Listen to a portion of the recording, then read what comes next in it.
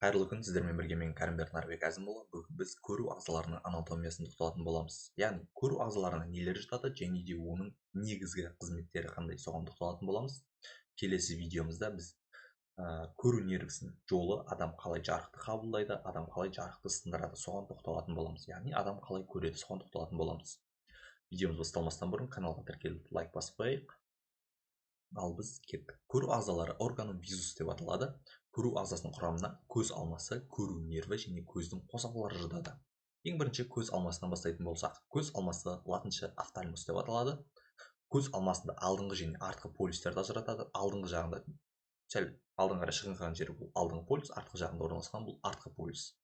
Полюс антериор и полюс постериор.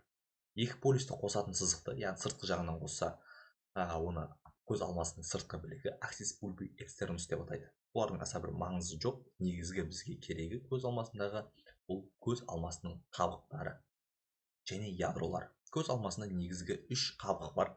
Олар сыртқысы фиброзды, екіншісі тамырлы, үшіншісі торлы деп аталады. Дәл осы суреттен біз анатомиялық құрылымдарын ажырататын болсақ, ең бірінші ол фиброзды қабық ең сыртынан қоршап жатыр, яғни сыртынан қоршап жатуына байланысты ол көзге қорғаныштық қызметін атқарады және де екі қабаттан тұрады. Сыртқысы мына алдында тұрған роговица деп жазылып тұрғаны бұл қасаң қабық, не болмаса мөлдір қабық деп жазылады кейбір кітаптарда. Бұл роговица фиброзды қабықтың алтыдан бір бөлігін құрап жатады, яғни алдыңғы жағында ғана орналасқан. Ал мына артқы жағында былайынан қоршап жатқан біздің көзімізде қарасаңыздар ақ бар, яғни көзіміздің ағы. Бұл ақ қабық не болмаса склера деп аталады. Бұл фиброзды қабықтың 6-дан 5 бөлігін алып жатады. Яғни фиброзды қабық 2 қабаттан тұрады. Қасаң қабық ол алдыңғы жағында орналасқан кішкентай 6-дан 1 бөлігін ғана алса, склера яғни ақ қабық бұл көздің фиброзды қабатының екіншісі, бұл фиброзды қабықтың 6-дан 5 бөлігін алып жатады. Одан кейінгі қабық бұл тамырлы қабық. Тамырлы қабықта 3 түрлі қабық бар. Ең біріншісі ол нұрлы қабық, не болмаса ирис деп аталады. Мына жерде радужка деп жазылып тұр. Яғни бұл қасаң қабықтың астында орналасқан, яғни біздің көзіміздің қарасы дейді ғой. Осы көзіміздің қарасы. Бұл бізде нұрлы қабық деп аталады. Осы жерде пигменттерге бай болып келеді, яғни пигменттер көп болған сайын адамның көзі қой көз дейді, ал пигменттер аз болатын болса, оларда көк көз болады адамдарда. И осы радужканың ортасында бізде қарашық орналасады. Қарашық, зрачок, мына жерде зрачок деп жазылып тұр, яғни өздеріңіздің көздеріңізге қарасаңыздар, ортасында қарашық орналасқан. Яғни үлкен қара ол нұрлы қабық, ал ортасында орналасқан кішкентай қара ол қарашық деп аталады.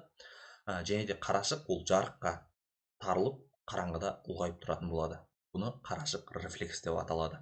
Бұны өздеріңіз қараңғы жерде байқап көрсеңіздер болады. Яғни бір бөлмеге келесіздер, сәл қараңғылау, қатты тас қараңғы емес, адамның көзі көрінетіндей. Одан кейін адамның көзіне фонарикпен жарық түсіресіздер. Сол кезде қарашығы тарылады.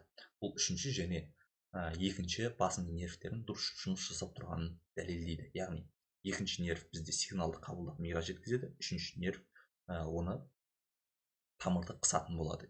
Кешірім сұраймын, қарашықты тарылтатын бұлшықеттерді активтеп, соның әсерінен қарашық жарыққа тарылатын болады. Ал қараңғыда қарашық кеңейеді.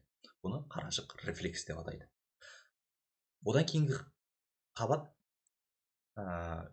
тамырлы қабықтың екінші бөлігі ол кірпікті дене. Мына жерде көрсетілмеген, бірақ мына құрылым осы кірпікті дене деп аталады.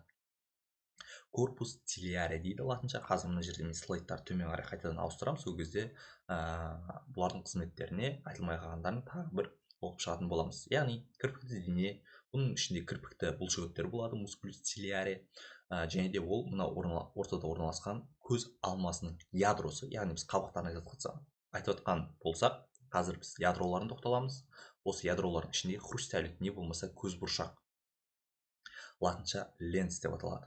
Осы ленсті бізде тартып және де босаңсытып, яғни бұл көзбұршақ деген лупа бар ғой, кәдімгі линза. Сол секілді болып келеді, бірақ ол дөңес болуы мүмкін, не болмаса жазық болуы мүмкін. Соған байланысты адамның көзі алысқа қарайды және де жақынға қарайды. Алысқа қараған кезде хрусталик жазық болса, жақынға қараған кезде ол дөңестене түседі, яғни лупа сияқты. Ол хрусталикпен не арқылы байланысады? Ол ресничный поясок, не болмаса кірпікті белдеу арқылы байланысатын болады. Одан кейінгі тамырлы қабықтың үшінші қабаты ол меншікті тамырлы қабат. Ол мына склера бар ғой, осы склераның ішкі жағын толығымен алып қаптап жататын болады. Одан кейінгі үшінші қабаты ол бізде торлы қабат. Тамырлы қабатты тағы бір айта өтейін. Яғни ода үш құрылым бар. Біріншісі нұрлы қабық, екіншісі кірпікті дене, үшіншісі меншікті тамырлы қабық деп аталады. Нұрлы қабықтың ортасында қарашық орналасады. Нұрлы қабық ол пигменттерге жауап береді. Соған байланысты адамның көзінің түсі анықталады. Және де қарашық, ол жерде қарашық рефлекс бар, яғни жарыққа тарылады, қараңғыда кеңейеді. Одан кейінгісі кірпікті дене. Кірпікті дене бұл хрусталикті дөңес қылып және де жазық қалыптарына ауыстырады. Одан кейін меншікті тамырлы қабық. Бұл жерде тамырлы қабықтарға өте бай болып келеді, яғни тамырларға, нервтерге өте бай болып келеді. Ал мына склера және де қасан қабықта бізде тамырлар жоқ болуына байланысты екінші қабаттан олар қоректенетін болады. Одан кейінгі үшінші қабығы бұл торлы қабық. Торлы қабықта бізде соқырдақ, көру нерві, дақ және де көру аймақтарын ажыратады. Бұларға қазір соңынан келеміз, тоқталамыз. Көз алмасының фиброзды қабығы туника фиброзды бульби деп аталады. Жаңа атап өткен ақ қабық және қасан қабық. Қасан қабық корнея, ал ақ қабық склера деп аталады. Қасан қабық, корнея, раковица фиброзды қабықтың алдыңғы алттан бірін алатын мөлдір тамырсыз бөлігі. Жоғарыда атап өттік. Оның пішіні алды дөңес, артқы жағы ойыс сағат шынысы сияқты болып келеді. Нұрлы қабықтың негізгі дәнекер тін, оның алдыңғы және артқы беттері эпителиймен жабылған. Нұрлы қабықтың ақ қабыққа өтетін жерінің ені 1 мм-дей болып жартылай мөлдір сақина түрінде жиек лингус деп аталады. Одан кейінгісі ақ қабық склера. Фиброзды қабықтың артқы алдыдан 5 бөлігін алып жататын тамырлары мен нервтері жоқ дерлік тығыз дәнекер тіннен түзілген. Яғни біз айттық, бұл меншікті тамырлы қабықтан қоректенеді дедік. Бұның өздерінде тамыр жоқ. Нұрлы қабықпен жанасатын шекарасында ақ қабықтың ішінде оның веналық қойнауы синус венозус склера өтеді. Оған көздің алдыңғы камерасынан сулы ылғал келіп құйылады. Алдыңғы камера және де артқы камера деген бар. Жарайды, оны видеоның соңына қарай айтамын. Одан кейін көз алмасының тамырлы қабығы туника васкулеза бульби деп аталады. Тамырлар және пигменттермен бай жабдықталған қабық. Бұл қабық нұрлы қабық, кірпікті дене және меншікті тамырлар қабықтан тұрады. Нұрлы қабық ирис, радужка, тамырлы қабықтың алдыңғы жағында орналасқан, ортасында қарашық. Мынау қарашық кеңейген, мынау тарылған түрі. Одан кейін қарашық пупила, зрачок орналасады, алдыңғы және артқы бетін ажыратады. Артқы беті пигменттерге бай болып келеді, соған байланысты адамның көзінің түсі анықталады. Яғни жоғарыда атап өттік, нұрлы қабық олар пигменттерге бай, соған байланысты адамның түсі анықталады. Нұрлы қабық ішінде қарашықты тарылтатын бұлшықеттер мускулус сфинктер пупила және қарашықты кеңейтетін бұлшықеттер мускулус дилатер пупила орналасқан. Яғни қарашық кеңейеді және тарылады бұл жарыққа. Бұны қарашық рефлекс деп аталады. Көзге жарық көп түссе қарашық тарылады, қараңғыда кеңейеді. Бұл қарашық рефлекс деп аталады. Яғни екінші нерв қабылдайды, үшінші нерв осы қызметін атқаратын болады. Кірпікті дене корпус цилиари. Тамырлы қабықтың ортаңғы қалыңдаған бөлігі ол нұрлы қабықтың артында, яғни жоғарыда көрсеттім мен, қай жерде орналасқан тамырлы қабықтың ортаңғы қалыңдаған бөлігі ол нұрлы қабықтың артында ақ қабық пен мөлдір қабықтың шекарасы айналымда орналасқан. Мөлдір қабық деген жаңа ата айтып жатқан қасан қабық. Әртүрлі кітаптарда әртүрлі келе береді, соған байланысты мен екі түрінде жазып қойғам. Кірпікті дене кірпікті өсінділерден және кірпікті бұлшықеттерден мускулус цилиарис құралған. Бұл бұлшықеттер көзбұршақпен ленс хрусталикпен кірпікті белдеу зонула цилиарис арқылы байланысқан, яғни хрусталикпен кірпікті белдеу арқылы байланысқан. Ол аккомодация қызметін атқарады. Жақынға қараған кезде көзбұршақ дөңестене түседі, алысқа қараған кезде тегістеледі. Меншікті тамырлы қабық хороидея. Ақ қабықтың кірпікті денеге дейінгі бүкіл дерлік бөлігін ішкі жағынан жауып жатады. Жаңа да айттым, склераның бүкіл жағын алып жатады. И бұл тамырға бай болып келеді. Яғни мына меншікті тамырлы қабық болатын болса, мына жерде склера екеуінің арасында кішкене ғана кеңістік бар. Ол спатиум перехороидале деп аталады. Яғни сол орналасқан. Одан кейінгісі бізде көз алмасының ішкі қабығы, не болмаса оны торлы қабық деп атаймыз. Яғни көз алмасының ішкі үшінші қабығы, бұл торлы қабық. Ретина, сетчатка. Көз алмасының ішкі қабығы туника интерна бульбы немесе тамырлы қабықтың ішкі бетінде, тамырлы қабықтың ішкі бетінде қарашыққа дейін тығыз жанасып жатады. Оның көру және соқыр бөліктері болады. Яғни екі бөліктен тұрады. Біреу көреді, біреу соқыр бөлігі. Көру бөлігі парс оптика ретиная деп аталады. Меншік тамырлы қабыққа сәйкес орналасқан. Яғни меншікті тамырлы қабақта, меншікті тамырлы қабатты айттық. Біз тамырлы қабақтың ішінде сол қабыққа сәйкес орналасқан. Соның бүкіл ішкі жағына терең жанасып жатады. Торлы қабықтың соқыр бөлігі кірпікті денемен нұрлы қабықтың ішкі жағын жауып жатады. Көру бөлігінде сыртқы пигментті бөлігі парс пигментоза және ішкі нервтік бөлікті парс нервоза ажыратады. Оның құрамында жарық қабылдағыш жасушалар, таяқшалар мен сауытшалар орналасады. Осыған байланысты біз жарықты қабылдаймыз. Егерде күндізгі уақытта түрлі түстерді біз сауытшалар арқылы қабылдасақ, түнгі уақытта түстерді және де көрген заттарымызды біз таяқшалар арқылы қабылдайтын боламыз. Палочки және колбочки дейді бұларды орысша.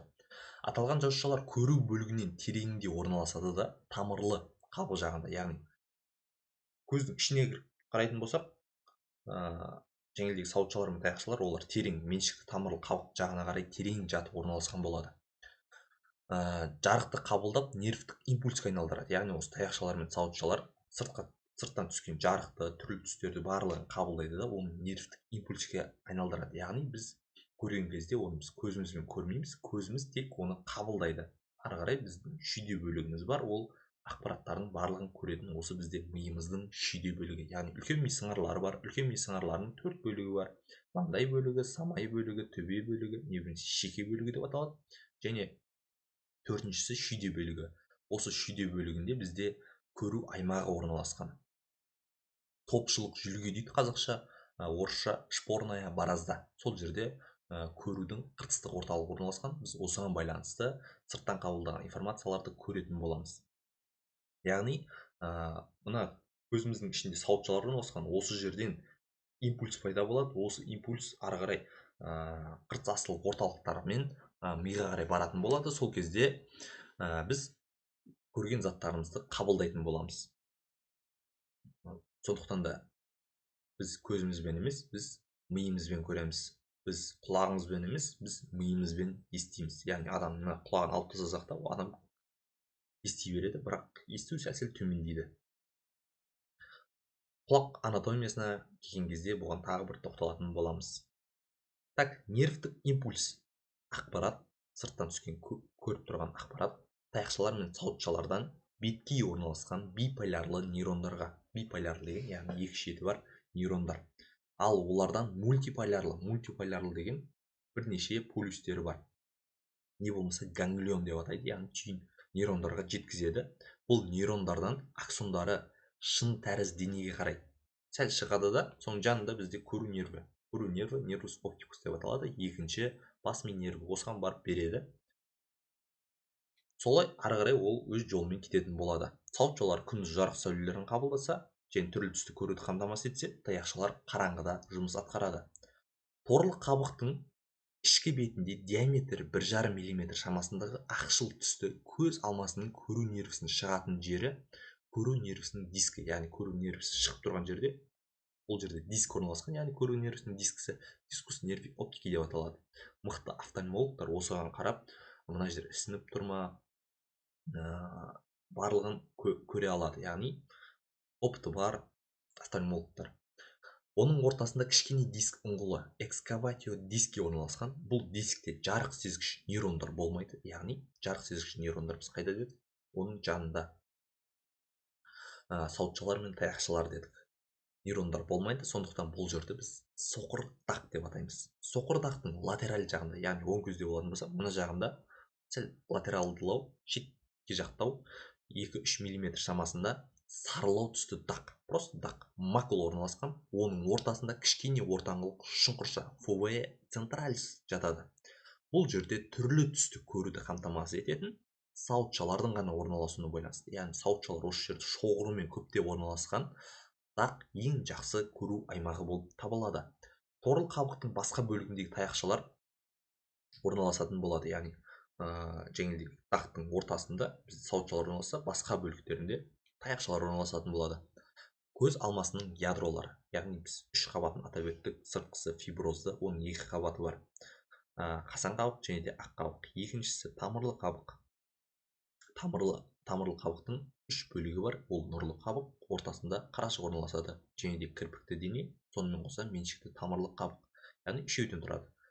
Үшінші қабаты бұл бізде торлы қабық, ретина.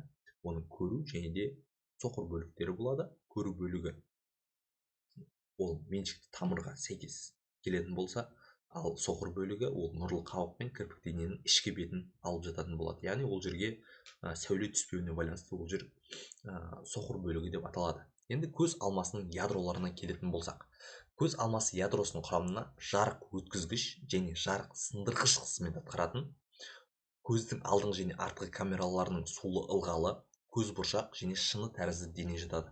Яғни мына бір баклажкадегі суды қарасаңыздар, мына жағынан қараған кезде ол жердегі көрініс басқаша болады. Бұл яғни жарықты сындырып тұр. Көріністі бізге сындырып көрсетуіне байланысты. Яғни біздің көзімізде камералар бар. Алдыңғы және артқы камера бар. Осыған олардың ішінде сулы ылғал болады. Осыған байланысты бізде сырттан қабылданған жарық сынатын болады. Одан ары қарай бізде көзбұршақ, хрусталик, не болмаса латынша айтсақ ленс, оны одан ары қарай сындырады. Яғни біз жоғарыда айттық, көзбұршақ бұл лупа сияқты, не болмаса линза сияқты. Тек оның табиғи, оның жасандыдан ерекшелігі ол дөңес бола алады және тегіс бола алады. Соған байланысты жарықты сынатын болады. Одан кейінгісі шыны тәрізді дене. Мына жерде стекловидное тело деп жатыр. Осы үлкен бөлікті бізде шыны тәрізді дене алып жатады. Енді көз алмасының камераларына келетін болсақ, көз алмасының алдыңғы камерасы камера антериор бульби деп аталады. Алдыңғы жағынан мөлдір қабықтың артқы бетімен, яғни қасан қабықтың артқы бетін, мынау бізде роговица деген қасан қабық, осының артқы бетімен нұрлы қабықтың алдыңғы бетінде орналасқан. Ортасында міне қарасаңыздар, передний камера глаза деп жазып қойған.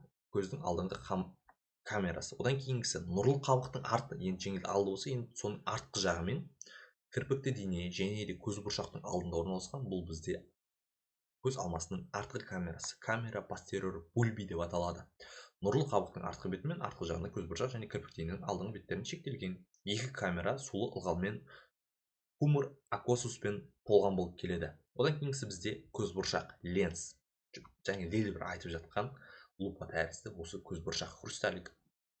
Қарашықтың артында фронтальды жазықта орналасқан екі жағы дөңес болып келетін тамырсыз мөлдір құрылым. Және де оның сыртында қапшығы болады. Міне мына хрусталик фронтальды орналасқан, лайна орналасқан. Тұр. Шыны тәрізді дене, корпус витреум. Көз алмасы қуысының көз бұршақтың артындағы бөлігінде орналасқан сілікпе тәрізді түссіз мөлдір құрылым. Оның алдыңғы бетінде көз бұршақ жанасып жататын шыны тәрізді шұңғырша фосса келоидея орналасады. Шыны тәрізді денеде тамырлар мен нервтер болмайды. Міне мынау шыны тәрізді дене. Осыдан жарық былай қарай түсіп шағылысатын болады. Оны біз келесі видеомызда айтамыз. Келесі бізде көздің қосалқы ағзалары. Көздің қосалқы ағзалары, яғни біз жоғарыда айтып өттік, көру ағзалары, көз алмасы, көру нерві және де көздің қосалқы ағзаларынан тұрады дедік. Көз алмасын атап өттік, оның үш қабатын айттық. Одан кейін көз алмасының ядроларын айттық. Енді бізде көздің қосалқы ағзалары. Одан кейінгісі бізде көру нерві қалады, ол келесі видеода. Көздің қосалқы ағзалары, оларға бізде бұлшықеттер, шандырлар, қабақтар, конъюнктивалар, көз жас аппараты, сонымен қоса кірпіктерді жатқызуға болады. Енді біз бұларға тоқталатын болсақ, біз негізінен бұл жерде акцентті көз қосалқы ағзаларында көздің бұлшықеттеріне, көз алмасын қозғайтын бұлшықеттерге көбірек мән қоямыз, ал қалғандарын біз былайша айтып өтейік. Ең алдымен шандырлар, яғни бұл шандырлардан құралған, қабақтың астында шандырлар орналасқан. Одан кейінгісі қабақ, ол жоғарғы және төменгі екі қабақты ажыратамыз. Одан кейін конъюнктива, бұған қазір тоқталамыз, және де көз жас аппараты жатады. Көз жас аппараты, бұлардың барлығына қазір тоқталамыз. Көз алмасын қозғайтын 6 бұлшықет бар. Оның 4-еуі тік, 2-еуі қиғаш болып келеді. Төрт тік бұлшықеттер олар: медиалды, латеральды, төменгі және жоғарғы тік бұлшықеттер. Мускулус ректус медиалис, мускулус ректус латералис, мускулус ректус супериор, мускулус ректус инфериор. Олар көз алмасын аты айтып тұрған бағытқа қарай бұрады. Яғни мускулус ректус медиалис көз алмасын ішке қарай бұрады, яғни медиалды жаққа қарай. Мускулус ректус латералис көз алмасын сыртқа қарай бұрады. Одан кейінгісі мускулус ректус супериор көз алмасын жоғары қарай көтереді, мускулус ректус инфериор көз алмасын төмен қарай түсіретін болады. Төменгі қиғаш бұлшықет мускулус облигус инфериор көз алмасын жоғарғы латеральды жаққа қарай тартады. Яғни төменгі қиғаш бұлшықет ол жоғары латеральды жаққа қарай тартады, жоғары қиғаш бұлшықет төменгі латеральды жаққа қарай тартатын болады. Бұлар сәл қызықтау ерекшелеу. Мускулус облигус супериор деп аталады, жоғары қиғаш бұлшықет. Енді бұларды қай нерв нервтендіреді, осыған сразу тоқталып өтейік.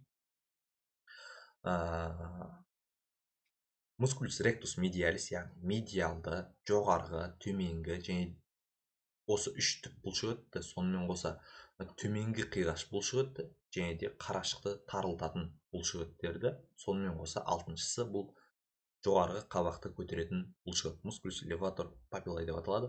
Осы алтауын бізде үшінші нерв, яғни көз қозғалтқыш нерв, нервус окуломоторис осы нервтендіретін болады.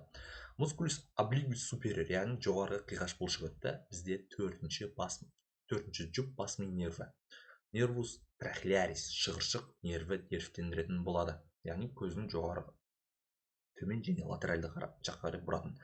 Және де бізде бір бұлшықет қалды, ол мускулус ректус латералис. Оны алтыншы бас ми нерві нервтендіреді. Яғни әкетуші нерв, мускулус нервус абдуценс.